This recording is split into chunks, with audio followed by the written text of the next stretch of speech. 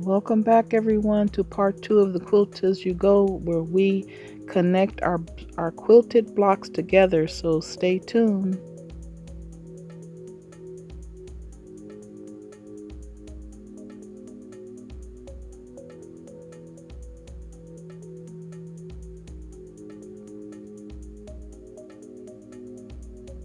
Welcome back everyone.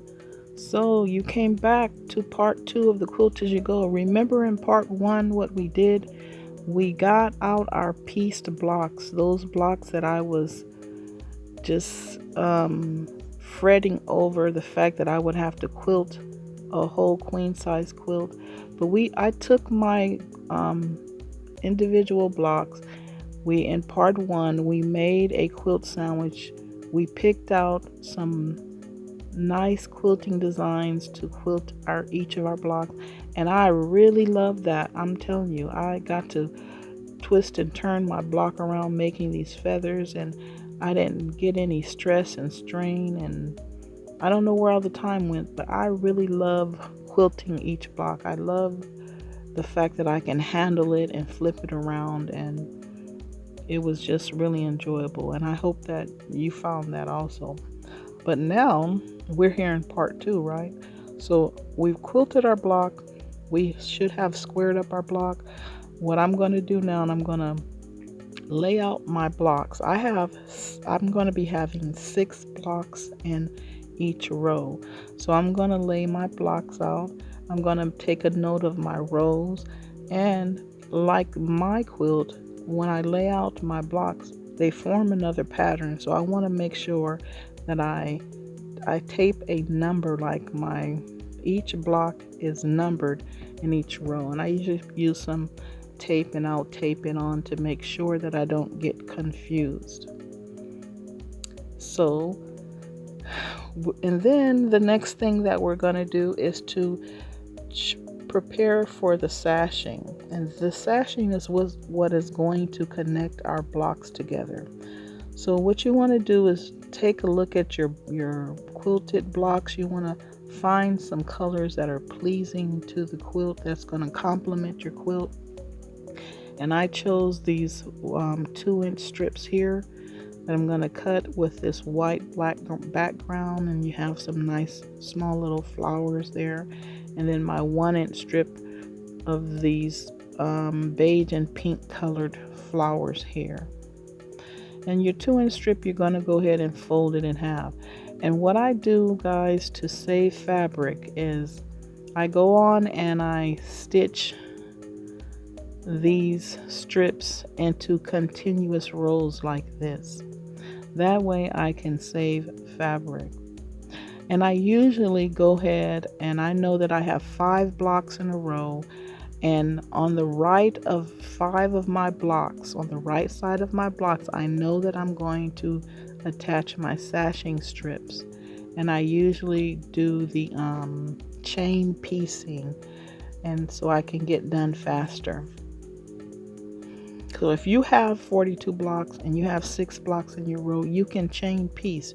Just know that your 5 of your blocks, from your first block to your 5th block, you're going to go ahead and put your sashing strips, chain piece your sashing strips on the right of each block. And so I'm going to go ahead and do that. This is my first block. Remember, I have my walking foot. It is very helpful. And I have my stitch length is 1.4. I'm making sure that I have an accurate 1/4 inch seam allowance. I'm using white thread in the top and the bottom, in the bobbin. And what else can I tell you? I am back tacking, back stitching to make sure that everything is secure. Now that's the first thing that you do. You're going to sew your sashing strips together like this. Remember, the folded one here, the 2-inch, the raw edge is toward the outside of the block. And here's my 1-inch strip. You want to make sure you made an accurate seam allowance here. This is very important. If you find you inspect it and you skip some stitches, or this is a good time to rip those stitches out and start over again. So let's see what we're going to do next. So the first thing you want to do is go on ahead and match up the sides of the two blocks that you're going to connect together right here. Very important. And I am starting with my 1-inch strip. Remember guys, there's so many ways to do the quilt as you go. Some people do the 1-inch strip on the front or the back. It's just so many different ways, but this is the way that I do it. I start with my 1-inch strip. I'm making sure I have my 1/4 inch seam allowance, and I'm just going to stitch down my 1-inch strip. That's the first thing I do to connect the two blocks together. This is how my two blocks are looking. My two quilted blocks are looking on the back. This is a time, if you've chose your sashing strip on the back and you don't like that color, this is a good time to start over. Don't get way down the ladder, up the ladder, and decide you want to turn around. This is a good time to make another choice right now. And your blocks should bunt together like this. If they're not bunting together, it's a good chance that you may have not have a good accurate seam allowance. You should not have any bulk where you have to cut anything out. What I would do is just right now take the stitches out and sew it over again, just to make sure that you're accurate. Again, your block should bunt up together.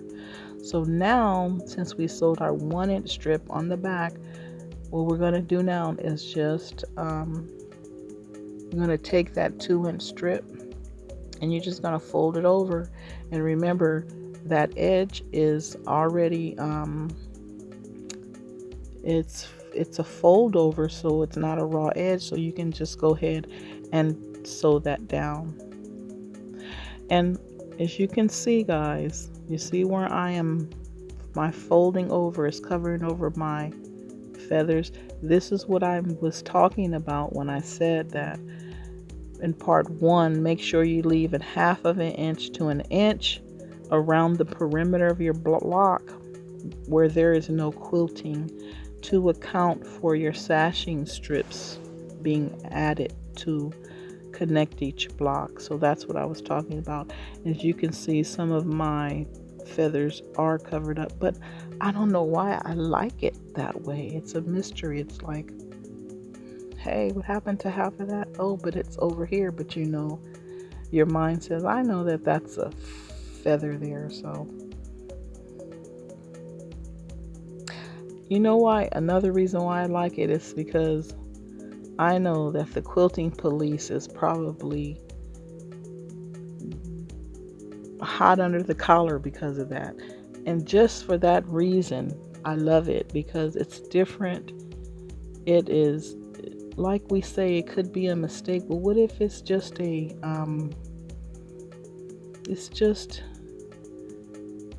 a creative part of art? Let it be. I'm letting my quilt be what it wants to be. Even my mistakes, I'm going to go ahead and embrace them. And I know there's going to be people that are watching this and they're like, oh, da, da, da, da.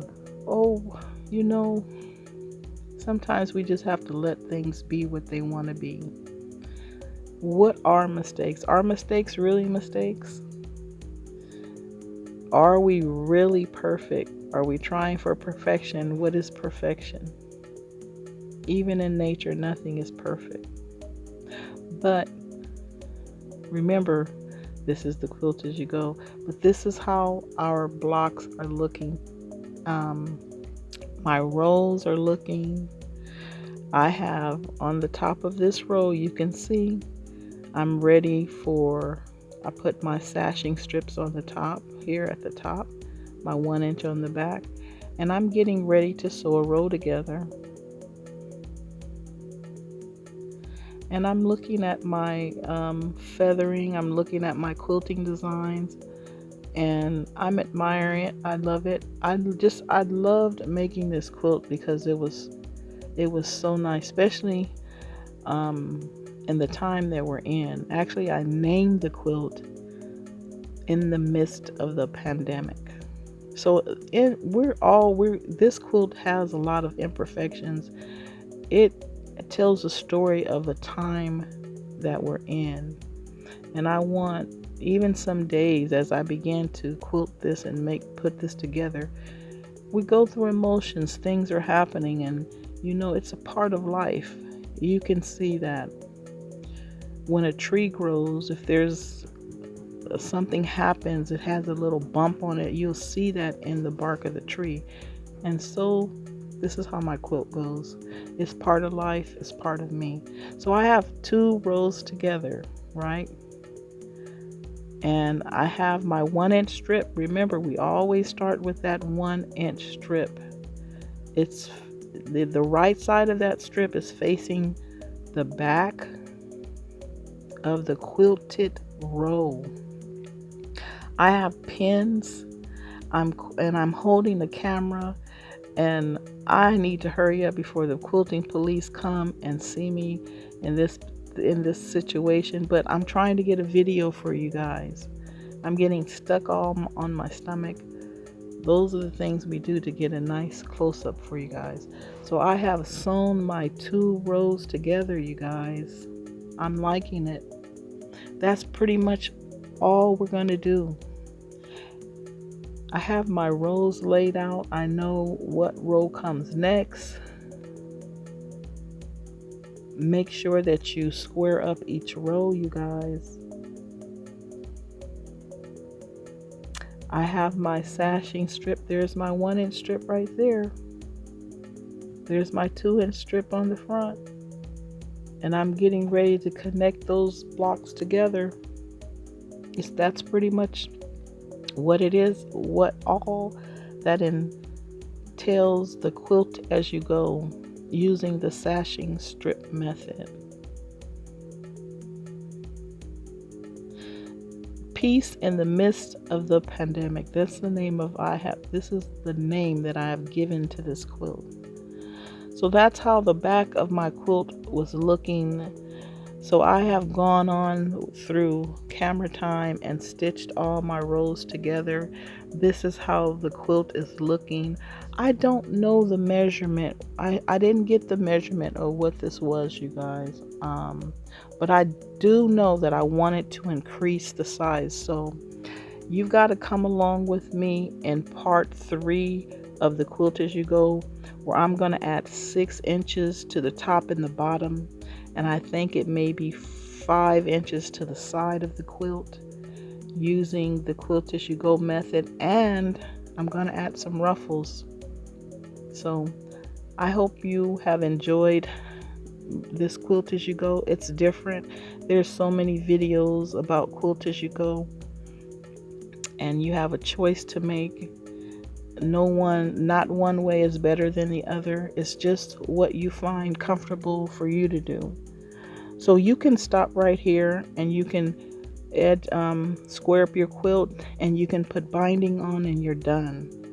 But I wanted to add more length and width to my quilt, and some ruffles and the binding. And if that's what you want to watch, then come along to part 3 of my Quilt As You Go, where you'll get to see me do that. Even through my mistakes, we're going to make this work. So in the midst of the pandemic, this quilt is a testament of the time that I lived through. So I hope you can come and join me in part 3 of the Quilt As You Go. We're going to add bindings, borders, and ruffles to increase this quilt. So come on and join me. And by the way, I have a video about hot, sweet, sticky cinnamon rolls and making a quilt label out of crumbs. So this is Zara's Calm saying bye bye for now.